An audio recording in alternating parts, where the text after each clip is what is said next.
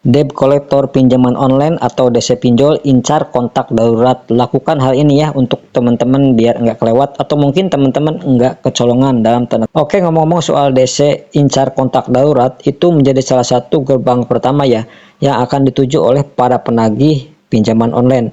Yang mana para penagih ini sebenarnya untuk mencari kebenaran teman-teman kalau teman-teman nggak respon atau sebagai alternatif terakhir untuk membuat teman-teman itu membayar.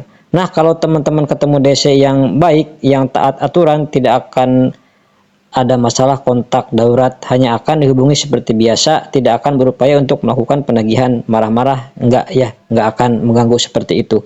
Tapi kalau teman-teman apesnya ketemu oknum DC yang tidak bertanggung jawab, ya ujung-ujungnya teman-teman akan ya kena kayak dicecer ya teman-teman, kayak dicecer, akan diberikan kesusahan, diberikan keribetan ya, kayak kontak darurat ini ditagih-tagih, padahal sebenarnya kontak darurat itu tidak boleh ditagih ya teman-teman. Ini kan bahaya karena kontak darurat akan merasa cemas, merasa stres, dia nggak ngerti apa-apa, kok tiba-tiba kena masalah seperti ini, kan nggak enak dan nggak boleh ya teman-teman sebenarnya. Jadi apa baiknya dan bagaimana kedepannya? Jawabannya cuma satu ya teman-teman. Jawabannya cuma satu, teman-teman harus segera curi start atau satu langkah lebih maju. Ya teman-teman harus menghubungi kontak darurat itu yang kalian daftarkan, jelaskan bahwa teman-teman itu terkena musibah, tidak bisa membayar pinjaman online, dan berikan pemahaman kepada kontak darurat teman-teman bahwa ini bukan masalah yang besar. Mereka tidak bertanggung jawab untuk masalah hutang-hutang seperti ini. Mereka hanya dihubungi karena karena teman-teman mendaftarkan sebagai kontak darurat. Pertama mungkin minta maaf terutama buat teman-teman tidak melakukan izin terlebih dahulu gitu ya ke kontak darurat.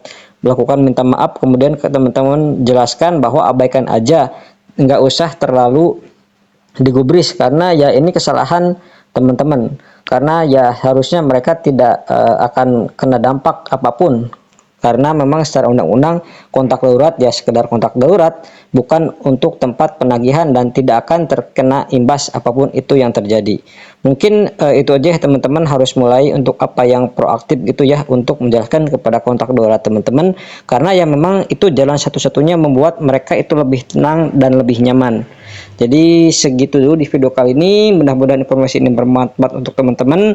Mohon maaf bila ada salah-salah kata, saya pamit. Wassalamualaikum warahmatullahi wabarakatuh.